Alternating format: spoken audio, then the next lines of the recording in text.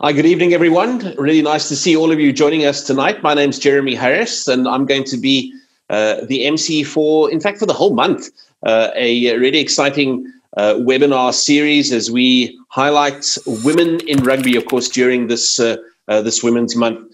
Tonight, of course, we go straight to the top of the pile, to the top draw, as we talk to our guests. Of course, both of them have worn the captain's armband for South Africa, Babalwa Latsha and Zintle Mpupha. I'm not going to be introducing them. I'm just telling you who's going to be in the hot seat.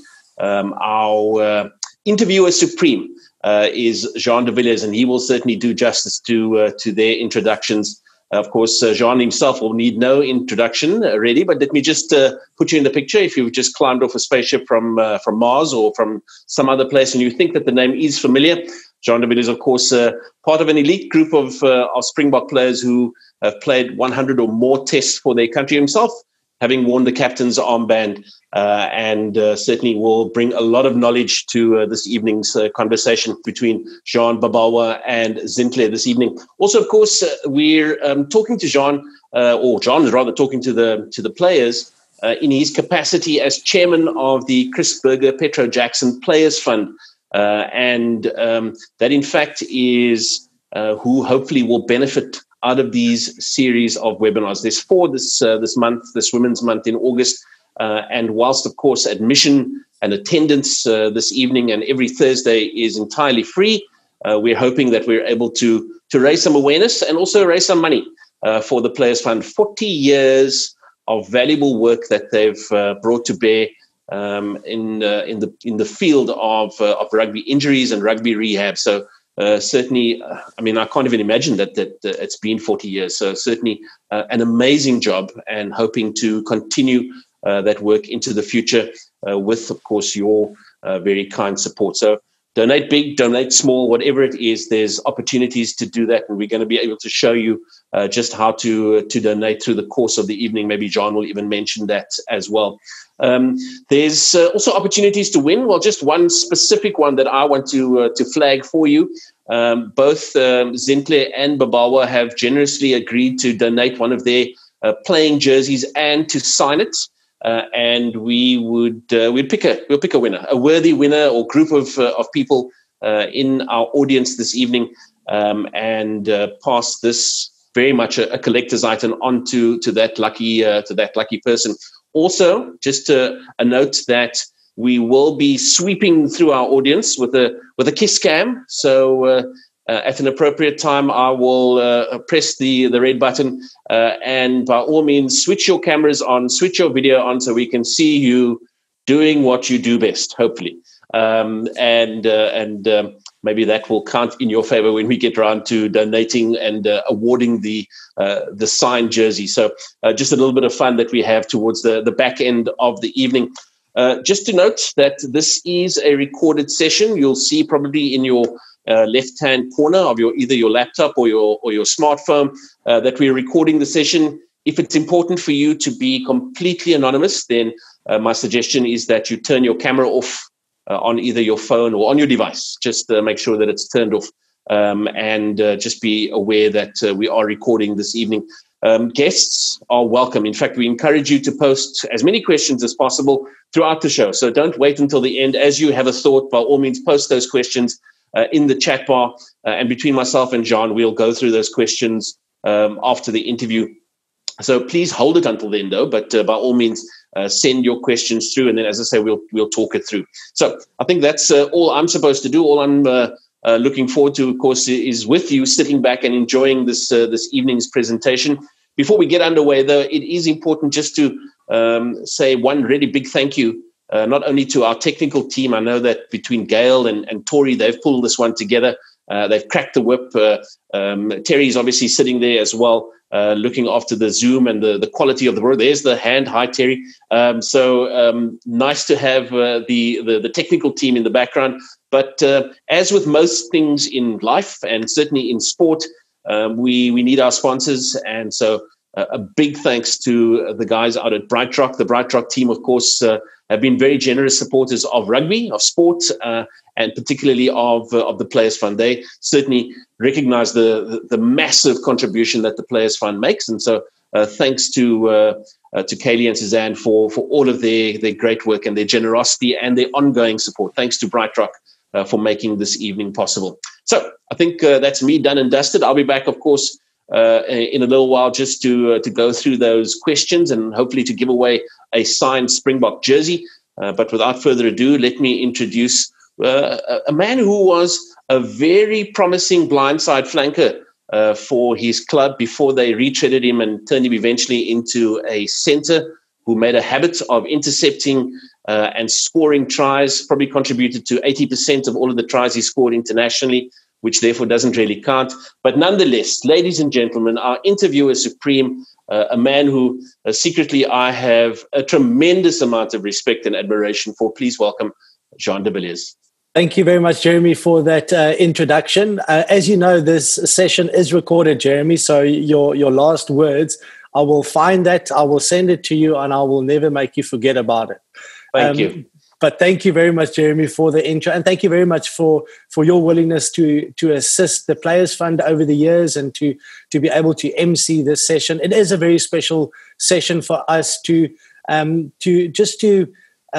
talk about women in rugby, to talk about the challenges that we have in rugby, but also to showcase the brilliance that we have in rugby in South Africa from a woman's point of view. Excuse me. As mentioned by Jeremy as well, all of this is towards the Chris Berger Petra Jackson Players Fund, and to be able to raise some funds in, as you can imagine, a very difficult time for non-profits in South Africa, the fund being the official charity of the Springboks of South African rugby, and it looks after rugby itself. It is known as Rugby's Caring Hands, the Players Fund. And through sessions like these, we try and see if we can generate some more funding to be able to help those that get influenced in a bad way by rugby. They still love the sport of rugby, but sometimes these serious injuries do happen. And it's rugby's responsibility to look after these players that gets injured. I'm hoping that some of the recipients are actually on this call tonight because they really are the inspiration and the heroes, the real heroes of South African rugby. They always come back, they keep on supporting. And from someone that made rugby a life from rugby, I certainly do get inspiration from them. So to our recipients, if any of them are on the call, thank you very much for joining us. Jeremy, thank you for the work that you do. And I need to emphasize again also BrightRock. Suzanne, thank you very much. Kaylee, thank you very much. And all involved from BrightRock's point of view, the support that you give us as a fund. I have to also mention Terry, Gail, Gail, Tori, and Terry for the help that you guys have they've given us to be able to put all of this on tonight.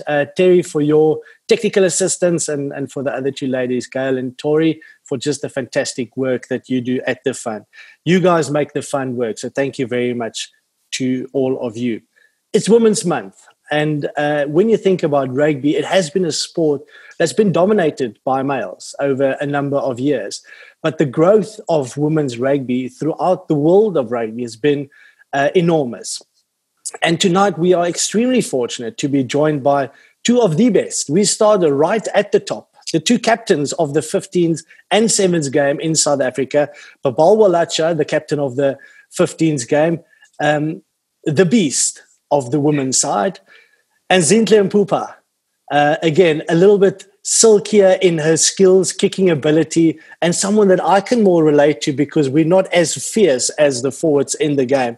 Ladies, welcome to tonight's session. Babalwa, I'm going to start with you. It's fantastic that you are joining us tonight. And I suppose my first question is, how has lockdown been for you? Thanks for having me with you, Ron. Absolutely exciting. I think, like most people, the lockdown has had its effect on me as an individual. But my mindset going into it was that, hey, I can control what I can control. What I can't, it's completely out of my hands. I can't reduce nor prolong the lockdown. It appears to be here to stay. But how I approach it, was the most important thing for me. So I'm doing relatively well under the circumstances.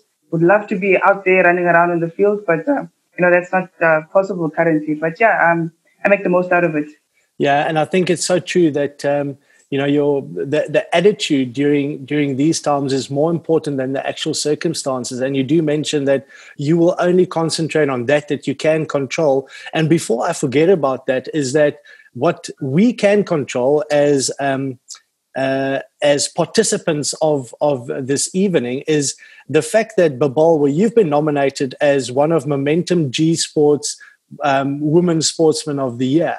And what we can control is to vote for you. So everybody watching, whether you're on Facebook or whether you're on the actual Zoom session, go and vote for Babalwa. She needs every single vote, and let's see if we can get her to win that. And that'll top a very difficult time in lockdown. So, Babalwa, do you want to give us some information just around the voting process and how people can go about voting for you? Yeah, of course. We vote on the G Sport for Girls website. So it's www.gsport.co.za. It's for 3 nominations, namely Momentum Athlete of the Year, Women of the Year, and Global Women in Sport. The voters get 3 votes per day, so 1 vote per category. And the closing lines or the closing of the votes is on the 10th of August. So starting now until the 10th, we just need to continue voting. And I really appreciate that type of support. Yeah, so 4 more days left, 3 votes a day. So we expect 12 votes for every single person that's tuning in tonight, or a donation to the Players Fund. It's the least that we expect. Babalwa, I'll get back to you now. On the other side, on the flip of the other flip side of the flip of the coin of the whatever I want to say now, is we've got the 15s game, that has been an established game for many years, but the rise of sevens rugby, not only the rise of women's rugby, but the rise of sevens rugby have brought a totally different dynamic to the game of rugby. Zintle, as captain of the sevens team, was that a difficult decision for you? You've played a bit of 15s as well, but is sevens the focus for you at this stage? Thank you so much, Jeremy. First things first for having me. It was a quite hard decision to make, and it's almost like putting me on the spot every time when someone asks me which one do I enjoy the most, like sevens or 15s. I always say I enjoy both, but the sevens was like the spotlight of women's rugby, especially in South Africa. That is where was like the focus now at the moment, and that's where we got joined together and to just groom the women's rugby in South Africa. So sevens at the moment for me is actually the focus, but luckily get to be chosen to do both, which I don't mind. And so I just focused on both of them basically. Yeah, and just before we went live with this interview, we were made aware that communication has just come through that that government has approved rugby to proceed and actually have games, and they're targeting early to mid-September for rugby to start again, which is fantastic news for all of us, because that is basically the game that we love and the game that we want to watch. Now, Zintle, from a preparation point of view, let's say rugby starts again, training-wise and being in a peak condition to be able to play competitive games again. What does that look like from your point of view, and then integrating back into a team as well?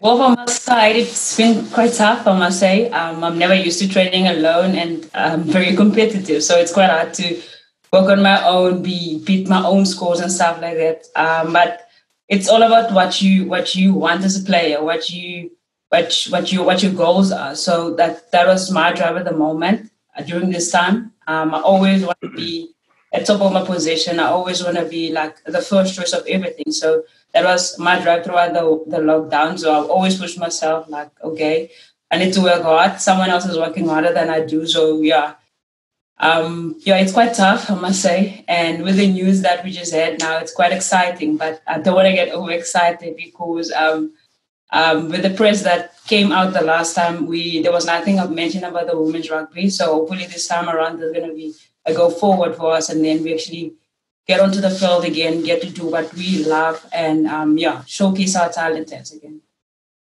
Now, rugby is the game that you've chosen, and I suppose what has been difficult throughout the COVID time and the lockdown is just the uncertainty of not knowing, when things will start, not knowing, what's going to happen, not just from a sporting point of view, but in general. Now, what I've heard is that when you first, or let me go back a little bit, the uncertainty of rugby as well, knowing that you might get injured, that when you go train tomorrow, there is a possibility that, your career might end and that you need something else to fall back on.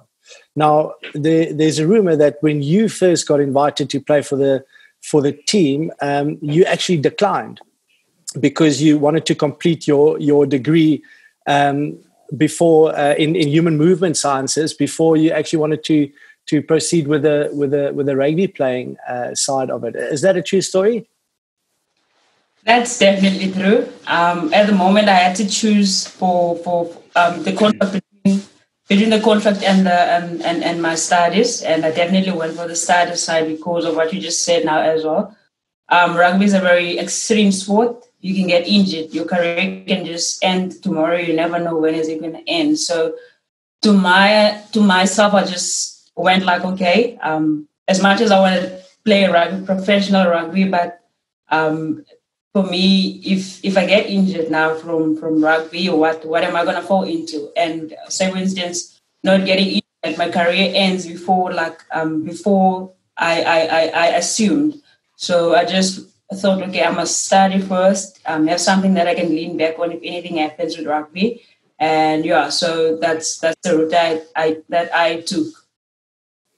No, that's fantastic. It's certainly one up that you have on me because I never managed to finish my studies, and thank goodness it worked out for me.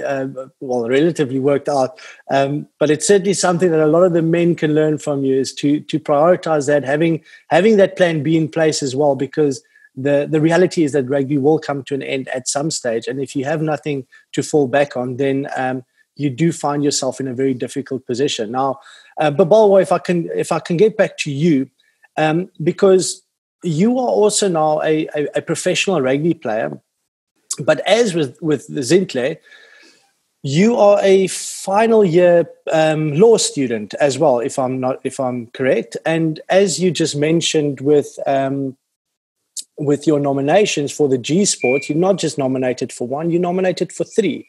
But not only are you a professional rugby player, a final year law student, you're also a part-time sports show co-host. But if that's not enough, you're also a gym instructor.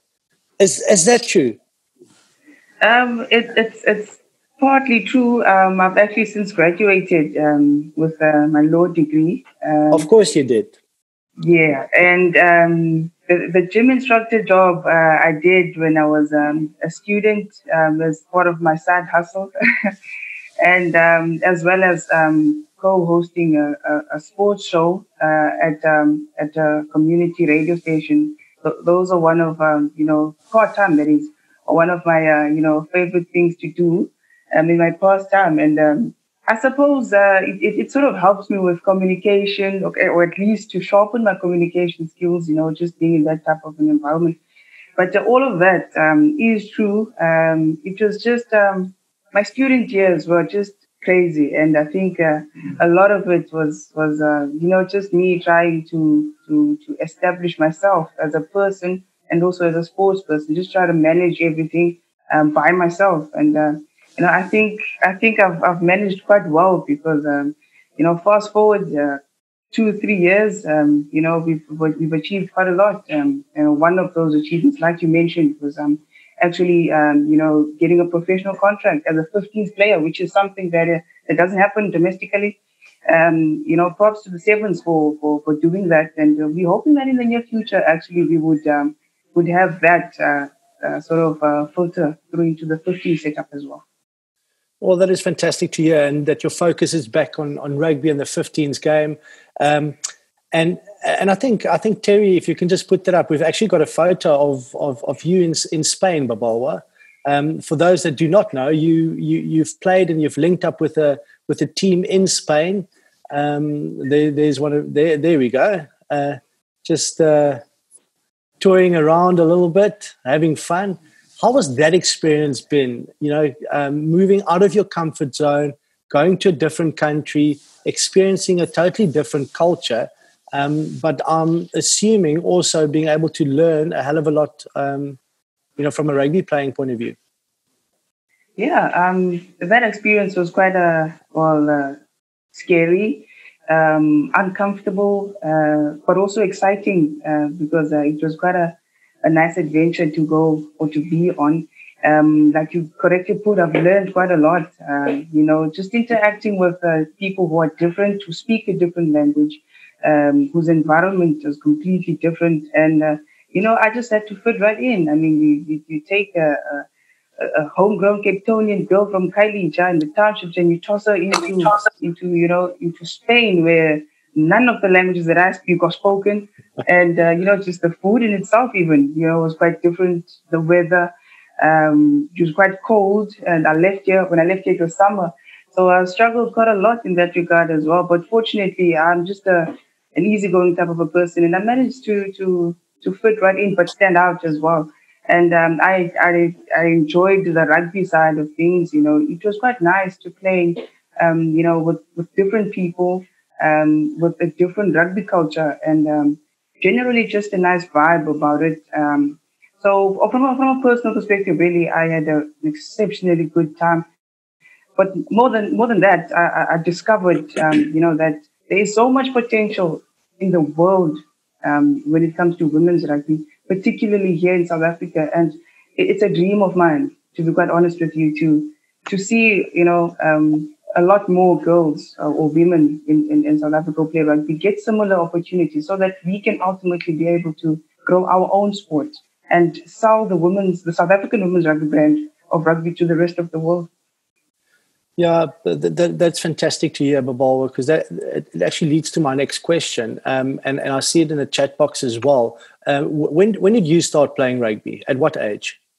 I was actually 20 years old when I started to play rugby. Some of my teammates called me an old young player. Old in the sense that I started later than average, but young in the sense that I hadn't really have had much experience with it. So I actually started at the University of the Western Cape with sevens, funny enough. And it was at a NUSA tournament, University Sports South Africa tournament, which is an annual tournament that takes place between universities and so on. So I was just asked to join just to fill up numbers. And the rugby bug bit me, and the rest is history, as I say. Now, when I grew up watching rugby and then playing rugby as a youngster, I had so many people that I could look up to playing the game of rugby. Obviously, in South Africa, you've got so many people playing the game. It really is a religion. But from a woman's point of view, it's very different. From your point of view, it's very different. Do you see? Two questions. Do you see yourself a bit and your generation as the pioneers of rugby in South Africa and globally? And second to that, who were kind of your role models? Who did you look up to when you started playing, saying, I want to be like that? I think the obvious answer to the second question is that I look up to the beast, Tawarira, as a player, simply because when I started playing rugby, for some weird reason, my teammates and people around me started to call me that. And I started looking up and discovered what caliber of a player he was, and I started to emulate that earlier in my career. But I've also, grown within the sport and sort of found my own unique style of play and who I was. I think that our generation is, in fact, the pioneers of women's sport first in general and women's rugby as a whole. We've achieved so much over the past 15 years. Women's rugby in South Africa was established only in 2004. And I think that, those who have actually, sort of blazed the trail and laid down the path for us to follow are the ultimate heroes, or the heroines rather, or the real heroines. We've just taken the baton from them and sprinted a lot harder and a lot faster than they did. So I think now is the time for us to sort of stand up and keep pushing the women's rugby endeavor. Of course, at the backdrop of the fact that we've actually qualified for a World Cup. Last time we competed at a World Cup was in 2004, and we took a break from international rugby, missed out on it in the 2017 World Cup, and we've made a return in 2018 and have qualified for World Cup. So I think this group of women that we have, young women in particular, who are forging the way forward and hopefully, compete on the grandest stage of all, are actually, the pioneers of the sport, like you put. Yeah, there's no doubt about that. And even though you did start late as a player, you are the beast of the women's team. You're the only beast at this stage because the other beast retired. I hope he's not listening. I won't say it in front of him. Zintle, now your route to playing professional rugby is a little bit different. But one thing that is undisputed is the fact that you are an extremely talented sportswoman. You played cricket for Border, as well as rugby for the Border Bulldogs, and you at one stage had to make the decision as to which sport you will choose. We are very glad that you chose rugby. Was that a difficult decision for you to make, as we see you with that bowling ready to blitz a ball down there? That was a very quite hard decision to make, but it had to be made. So I think with cricket, it is the one that got me into rugby, because I was actually from a cricket practice where I was approached by two ladies from a rugby practice now, saying I must come join their training sessions once or twice a day or so. And then I told them in their faces that I won't play rugby. Rugby is not for me, I'll just stick to cricket. But they never gave up. But luckily at the time I had a guy who looked after me, a father that looked after me at the time, which is Mr. Coco Kondo. And yeah, he just convinced me to just go once and check it out. If I don't like it, then I don't have to do it. I can always stick with cricket. When I went there, they were doing contact. So it was just hitting bags, like all the crazy thing for someone who's not used to rugby. So I was like, I am not doing that. So yeah, I was just super scared of rugby at that moment. But they tried and convinced me in saying that, okay, no, I don't have to hit the bags. I'll just be the scrum. I'll just take the ball, give it to someone else. I don't have to go forward with the ball, just pass the ball, just pass the ball. So that's how it started. And Mr. Coco Gogo just made it more interesting by saying to me, if I do score a try, I'm going to earn a 50 rand for that. So it was all, I thought, okay, it's going to be more pocket money actually for me. So that's how the rugby thing started. And that's how I started to enjoy the game. So I even started banking cricket practices now for rugby games or for rugby training sessions as well.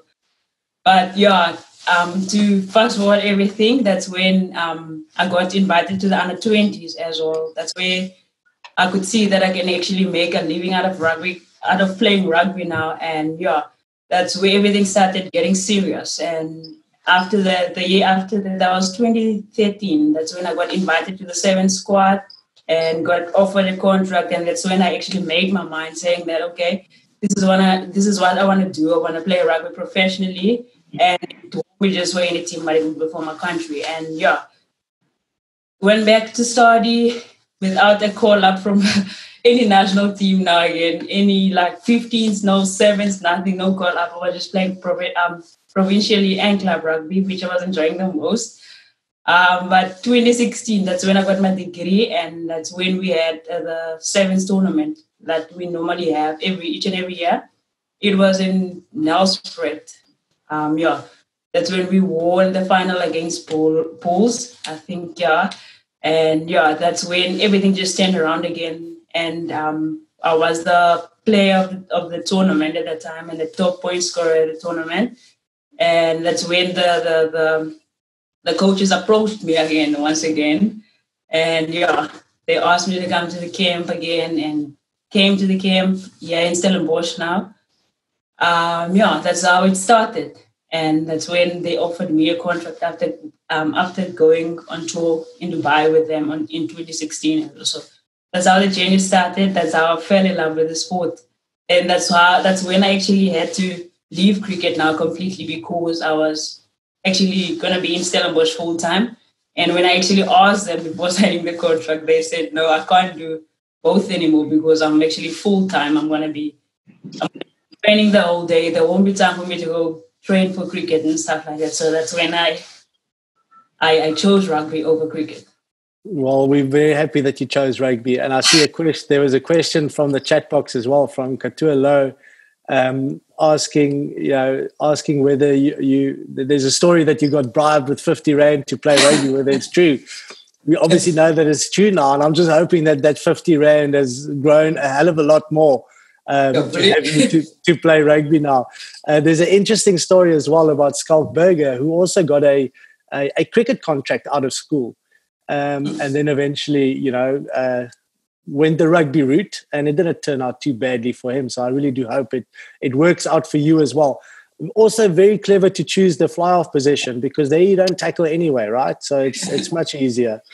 Now, Zintle, and there's a question on the chat box as well. For a young girl, wherever in South Africa, wanting to become a professional rugby player, with the aspirations of becoming a professional rugby player, it's extremely difficult. Is that one of the biggest challenges in South African rugby from a women's rugby point of view at the moment, because there's no clear pipeline for girls to enter rugby and to really grow in the game? That is a very not so hard question to answer. At the moment, we only have 14 ladies that are playing rugby professionally, excluding Babalwa. Now, obviously, she's contracted overseas. So for someone who really wants to be part of to play rugby professionally, or to become a professional athlete, I would say it's just hard work and knowing what you want actually, and how are you going to get there, and knowing what do you have to do to get there. Hopefully, with the group that is currently contracted at the moment, would actually put the South African flag in the sport, where there can be more people getting contracts, where can there be more people, even on the 15 side now, getting contracts as well. So I guess it's also up to the hands of the ladies that are currently playing professionally to do well, for us to attract more attention, so that there can be more that is given into the team, and then there's going to be more ladies that can actually be contracted. And also there was a Imbokodo program that was running on last year, I think, just before Cape Town Sevens. I think that was also a good platform to actually see how many ladies do desire for being a professional rugby player. I think that was also a good platform for everyone to actually put their hands up and join things like that. If any time that things like that happen, and I guess if you actually put your hand up wherever it is, and you just might be lucky and would get the contract one day. Babalwa, back to you. We've been talking about contracts. We've been talking about the pipeline of eventually getting to the 7th team or the 15th team.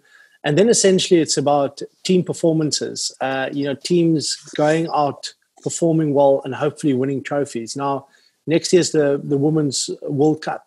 You have qualified, but preparation is extremely difficult at the moment.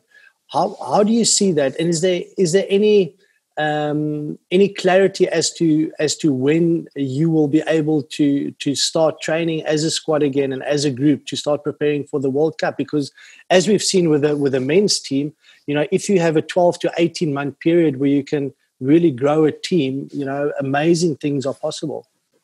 Look, what we're dealing with is quite unfamiliar, first of all, and we've never had to deal with such a situation ever in our lifetimes.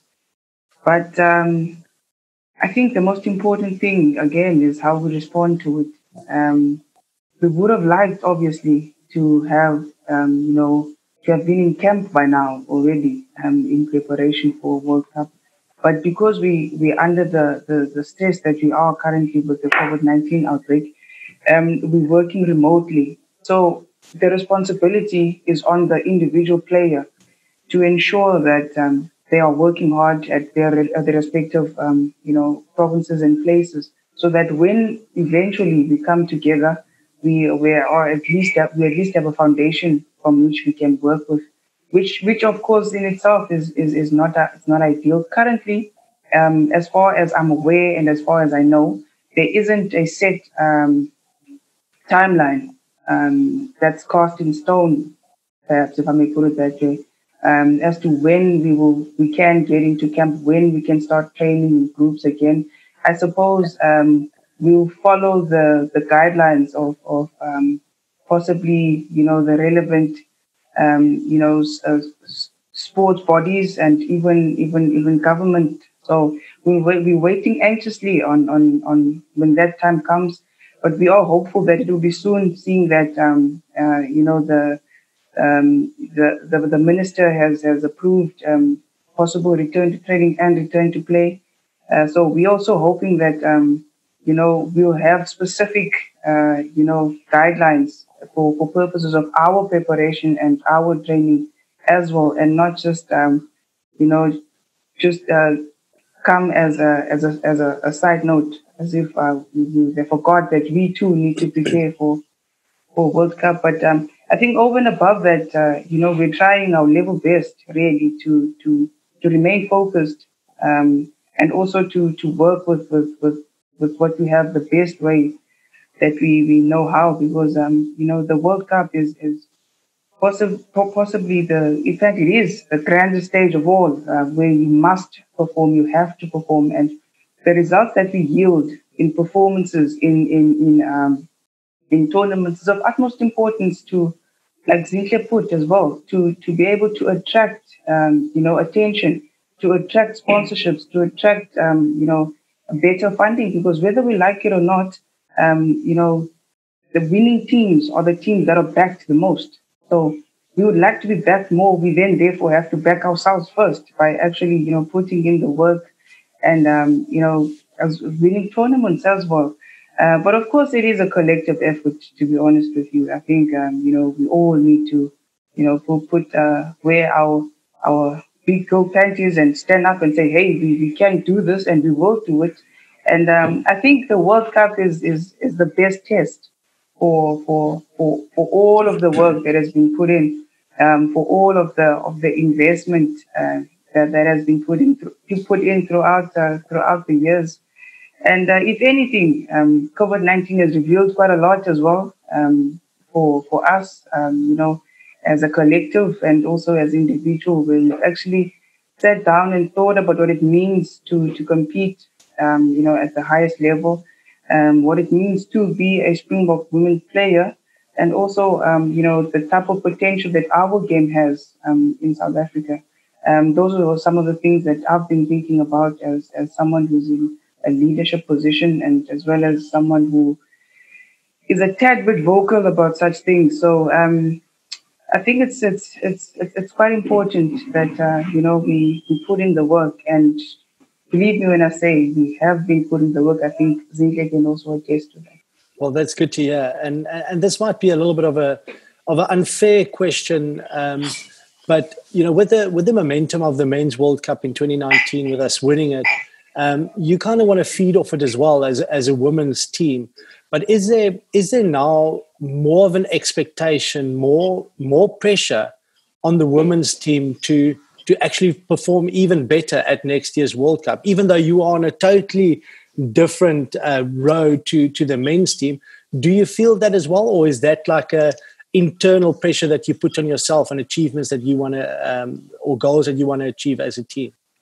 I think what the men has done by winning the World Cup is completely amazing. I mean, it has had an unprecedented effect on our nation, in my view. And I think that spirit and that momentum sort of rubbed off on us, and we would like to sort of emulate them. But if we are to be realistic, we obviously aren't on the same level as they are. The playing fields are quite different. But as a rugby nation, South Africa is a rugby nation, and we've won a World Cup 3 times. So the world looks at us and think that of course the women's side may be able to sort of do the same, but I think it's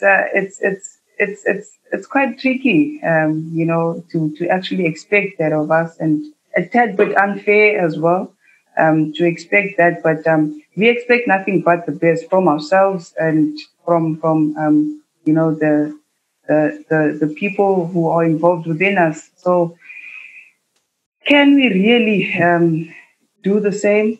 We want to do the same. We want to win a World Cup. We want to perform at the biggest competition in the world.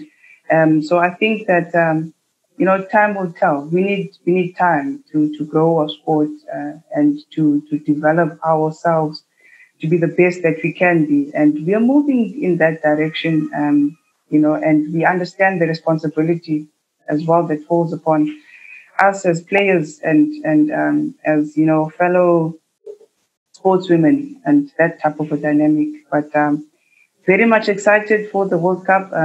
We can only hope that it still continues. And, I must encourage, our fellow Springboks, our male counterparts, to start supporting, the Springbok women now more than ever. So let's all, bind and be stronger together. And unifying is exactly what sport has done, and specifically what rugby has done over so many years. And hopefully we can do that now more than ever. And hopefully the inspiration of the men's team that positivity can fly over to the women's team, and we can have a successful World Cup next year. Success might not be winning it next year already, but time will tell. And as long as you mentioned that there are steps in the right direction, then we will be happy. Zintle, from a sevens point of view, I was in Hong Kong a couple of years ago where the team missed out so closely to actually qualifying for the main sevens series. What's the next goal for the sevens team? Well, the goal has always been to get onto the onto the series, which would have been nice. I was thinking this year, in Stellenbosch as well. So that was quite a bang on our heads, and we worked quite very hard because it's our home ground advantage, and we're going to be doing what we always wanted to do. And so the main focus point, the thing that we always wanted to do as a team is to get onto the world circuit, and not just get there for a year or so, get there and stay there. Now, you've been fortunate to travel a bit with the sevens as well. There was a question earlier, because it's important to really work hard and to play hard and to perform on the field, but you have to enjoy it as well. So what's been your best, Zintle, your best experience off the field? Maybe a funny story or anything that's happened on tour? Best experience off the field? But it definitely has to be with the team because I'm just always with them. So we were on tour. I think it was Hong Kong, if I'm correct, but it was April Fool's Day. So we had a gym session, and we said two of the ladies must act as if they're fighting against each other, and they actually want to hit each other so that the coaches can actually be working up or something. So we did that, and it worked. So Polly is the coach, or the coach at the time, and our assistant was Jono at the time. So there's, our girls are most, so there's always like beef going on around each other. Not always, but most of the time. So we said Nadine and Verushka must act as if they're fighting, and they started this thing. Now we were rolling, sitting there, and they started talking to each other loud, and we were like, no, but don't do this, and all of that. But the way the way the management reacted towards it, and we just started laughing afterwards, and they just walked out, and they were a little bit sad for a while to the team, but it was like a fun thing for me to see them actually, how they actually really care about us as compared to how they actually kill us when we have to train and stuff like that, and we have to be all physicalized. So they always, that meant to me, they care about us. So for us not to hurt each other, get hurt or anything like that, that really meant a lot to me and to the team as well. The value of the team that they have, that they never really show. So yeah, that's how we ended up. That's how I got the message out of that April Fool's game. Yeah, good. They say boys will be boys, but it seems to be girls will be girls on tour as well. Babalwa, someone like you that's played in Spain, different environment, all of that. What's been the best off-field experience for you? So many. But if I must pick one, it was actually in Spain. I went out grocery shopping, and I came across a jar. It was a whole jar filled with snails. In I don't know if it was water or what it was, and I was told it was a delicacy actually in Spain, and I was with some of my flatmates, and they encouraged me to actually purchase it, and I did. The biggest regret of my life. I just couldn't stomach the fact that one could actually eat snails, and I tried it, and it wasn't a pretty sight. Hey, my internal organs just turned on me, and it just didn't work out at all. To the amusement of my flatmates, though, but cheapers. Never ever will I ever try that again. Well, I asked for your best experience, not your worst experience. Right? We'll get back to a few other questions that's still on the chat box. But Jeremy, back to you first, because I think we need to do a kiss cam.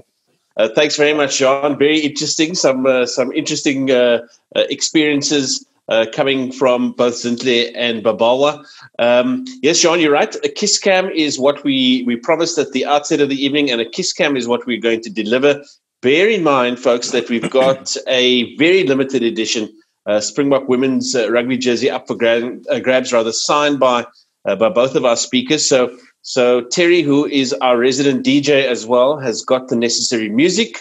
She's going to play it. We are going to find all of the videos that are active, all of the cameras that are active. We are going to highlight you. My suggestion is to dance like no one is watching, except that we are watching. And between myself, Terry, and John, we will find ourselves a winner, and you will walk away, technically speaking, with that jersey. So, Terry, crank it up.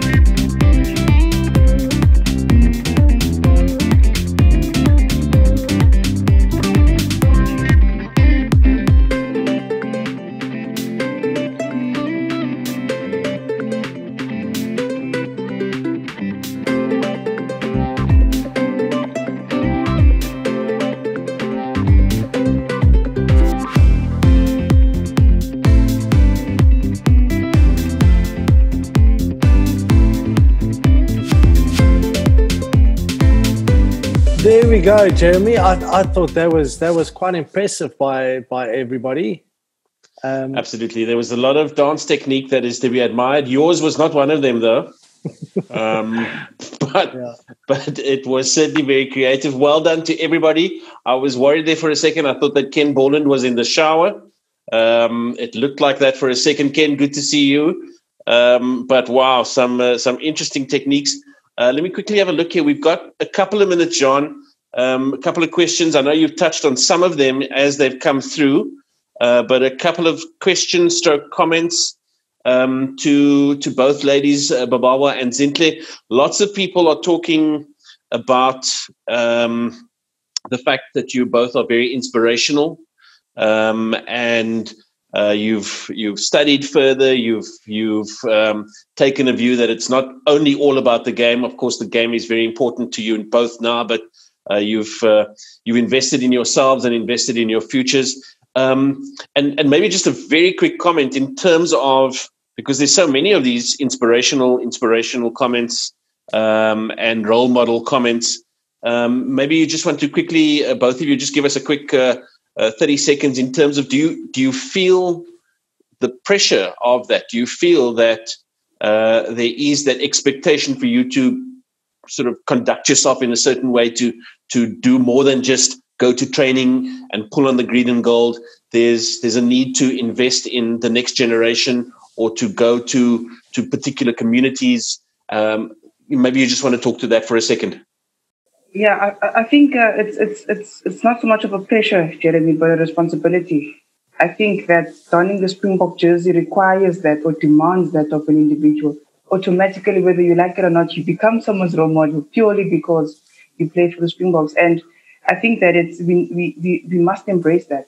In my community of Khayelitsha, which is quite a notorious township, which I would ordinarily not like it to be that way, but it is.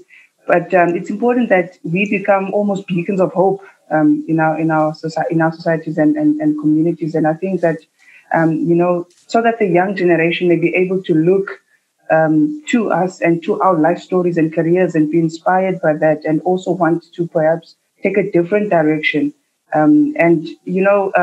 Crime and all those social ills shouldn't be the faces of our communities. There is talent, plenty of it. We just need to groom it and lead it into the right direction. And I think that it's quite important that we not take that as a pressure, but as a responsibility, and embrace it wholeheartedly. And Zintle, any thoughts from your side?